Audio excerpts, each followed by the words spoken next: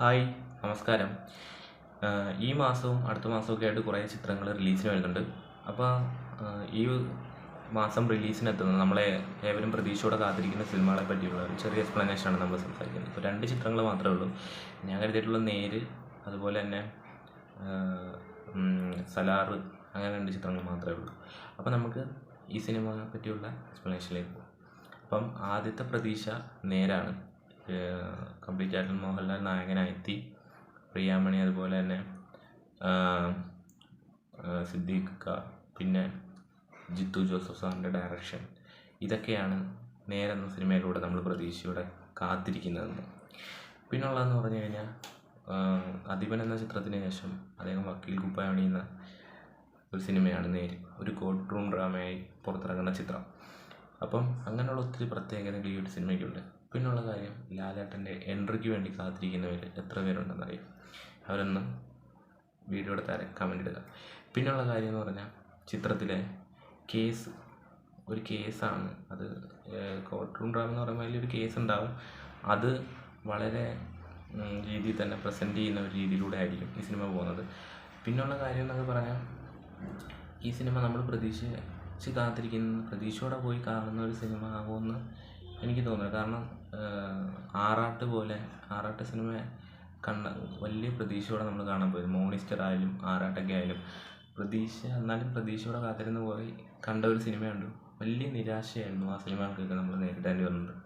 അപ്പോൾ ഈ ഒരു സിനിമ നമുക്ക് വലിയൊരു എക്സ്പെക്റ്റേഷനാണ് ഈ ഒരു സിനിമ. കാരണം ജിത്തു ജോസഫ് എന്ന് പറയുന്ന ഡയറക്ഷൻ, പിന്നെ സിദ്ദീഖ്, പ്രിയാമണി, അങ്ങനെ കുറച്ച് കഥാപാത്രങ്ങളെല്ലാം ചേർന്ന് ഒരു കോർട്ട് റൂമിനകത്ത് തിയേറ്ററിൽ ഇരുന്ന് കാണുമ്പോൾ വളരെ എക്സ്പെക്റ്റ് ചെയ്യുന്ന ചില കാര്യങ്ങൾ അതിൽ ഉണ്ടാവും എന്നുള്ളത് ഉറപ്പാണ്.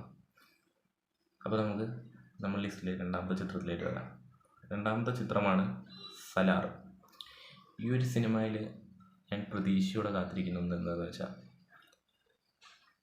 പൃഥ്വിരാജ് ട്രെയിലർ കണ്ടപ്പോഴും അതുപോലെ തന്നെ ഇതിൻ്റെ ടീസർ ഇറങ്ങിയപ്പോഴും ഞാൻ പ്രതീക്ഷയോടെ നോക്കിക്കണ്ട ആളാണ് പൃഥ്വിരാജ്.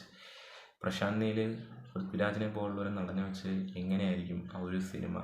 പൃഥ്വിരാജ് മാത്രമല്ല, പ്രഭാസ് നായകനായ ചിത്രത്തിൽ പൃഥ്വിരാജ് വില്ലനായിട്ട് വരുമ്പോൾ ഒരു പ്രത്യേകത നമുക്ക് എല്ലാവർക്കും എക്സ്പെക്റ്റ് ചെയ്യാവുന്നതിനപ്പുറമായിരിക്കും. കാരണം പൃഥ്വിരാജ് എന്ന് പറയുന്ന നടൻ ഒരു വില്ലൻ ക്യാരക്ടർ ചെയ്യുമ്പോൾ അത് നമ്മൾ അറിഞ്ഞ ലുക്ക് പോസ്റ്റിങ്ങൊക്കെ കണ്ടപ്പോൾ നമുക്ക് ഭയങ്കരമായിട്ട് ഇഷ്ടപ്പെടുന്ന ഒരു ക്യാരക്ടറിലൂടെ ആയിരുന്നു.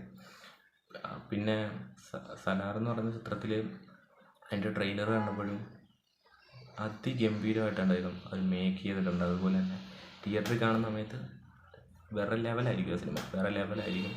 അത് നമുക്കതിനെ പറ്റി വേറൊരു കാര്യങ്ങളും പറയാനില്ല. ഗംഭീരമായിട്ട് തന്നെ അതായത് ഒരു സിനിമ ചെയ്തു വെച്ചിട്ടുണ്ടെന്ന് നമുക്ക് പറയാൻ കഴിയും. പിന്നുള്ള കാര്യം എന്ന് പറഞ്ഞു കഴിഞ്ഞാൽ, ഈ സിനിമകളെല്ലാം 23-24 തീയതിയായിട്ടൊക്കെയാണ് റിലീസിനെത്തുന്നത്.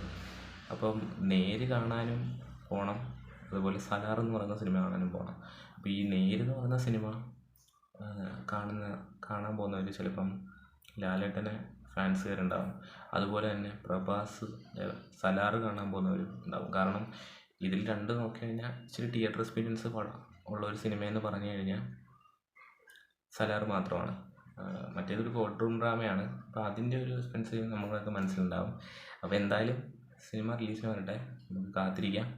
അപ്പോൾ ഇത്രയും കാര്യങ്ങളൊക്കെ ആയിരിക്കും ഞാൻ പ്രതീക്ഷയോടെ ഈ 2 സിനിമകൾ പോയി കാണാൻ പോകുന്നത്. അപ്പോൾ നിങ്ങൾ എത്ര പേര് സലാറിന് പോകുന്നു, അതുപോലെ നേര് കാണാൻ ഉണ്ടോ എന്നൊക്കെ വീഡിയോയുടെ താഴെ കമൻ്റ് ഇടുക.